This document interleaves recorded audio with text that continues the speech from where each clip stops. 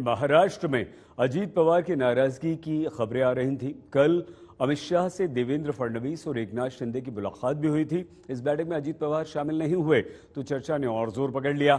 आज Devendra Fadnavis India today conclave में मुंबई में आए और ये साफ कर दिया कि अजीत पवार बीमार होने के कारण से नहीं आए हैं।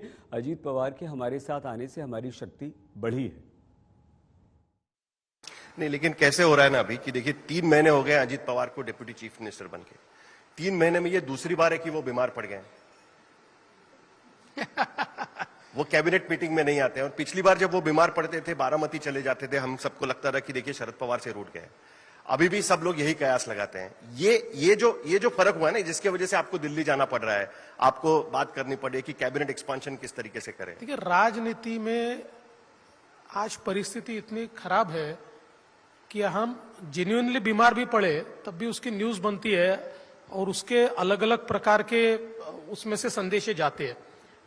कल सुबह जब मैंने अजीत पवार जी से बात की, लिटरली कहता हूं कि उनका आवाज ही नहीं निकल रहा था, इतना उनका आवाज चोक था और उन्होंने कहा कि मैं आज नहीं आ पाऊंगा, तो इसलिए वो नहीं आए। हमारा दिल्ली जाना ये पहले से तय था, कोई इसका इससे संबंध भी नहीं है। पहले से तय था कि हम लोग जाएंगे। हम लोग दिल्ली गए। तो मुझे लगता है, देखिए, अल्टीमेटली जब फेडरल गवर्नमेंट, हमारी सेंट्रल गवर्नमेंट दिल्ली से चलती है, हम एक ऐसे फेडरेशन में काम करते हैं कि जिसमें लगातार राज्य की सरकारों को केंद्र की सरकार के साथ, केंद्र के नेताओं के साथ, केंद्र के मंत्रियों के साथ एक कोऑर्डिनेशन रखना पड़ता है, तो इसलिए दिल्ली जाना पड़ता है। देवेंद्र फडणवीस महाराष्ट्र के मुख्यमंत्री थे। अनुशासित सिपाही के तौर पर उन्होंने उप मुख्यमंत्री पद स्वीकार किया, लेकिन जब देवेंद्र फडणवीस से मुख्यमंत्री पद पर उनकी दावेदारी और संभावनाओं को लेकर प्रश्न पूछा गया तो वो घबरा गए और जवाब नहीं दिया। देखिए, पहली बात तो 6 महीने में कोई चीजें नहीं बदलती, तो अजीत दादा को जब बनना है पूरे 5 साल के लिए बनाएंगे।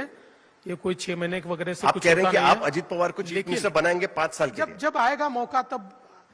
अभी तो मैं आपको बहुत स्पष्ट रूप से कहता हूं, एकनाथ शिंदे जी चीफ मिनिस्टर है, एकनाथ शिंदे जी चीफ मिनिस्टर रहेंगे।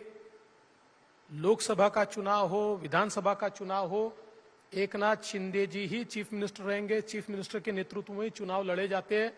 इसलिए आप ये दिमाग से निकाल दीजिए कि महाराष्ट्र में चीफ मिनिस्टर बदलने वाला है। महाराष्ट्र में चीफ मिनिस्टर नहीं बदलेंगे, नहीं बदलेंगे। आपकी स्थिति क्या होगी, क्योंकि आप पार्टी को लीड कर रहे हैं और आपकी पार्टी नंबर 1 की पार्टी है। जब सीट डिस्ट्रीब्यूट जब भी होगा, आप हाइपोथेटिकल की बात नहीं है, लेकिन जो रियलिटी है उसके आधार पर अगर हम देखें तो ऐसी स्थिति में आने वाले विधानसभा चुनाव में क्या बीजेपी ही नंबर 1 पार्टी बनकर उभरेगी विधानसभा चुनाव में? और ऐसी सूरत में आप दोबारा चीफ मिनिस्टरशिप क्लेम कर सकते हैं? क्या आपका खुद का दावा रहेगा? देखिए, 2 चीजें हैं। पहले तो इसमें किसी के मन में शक होना ही नहीं चाहिए कि BJP will be number 1। BJP he number 1 party बनने वाली है। महाराष्ट्र में दूसरी कोई पार्टी नंबर 1 बन ही नहीं सकती। बीजेपी ही नंबर 1 पार्टी बनने वाली है।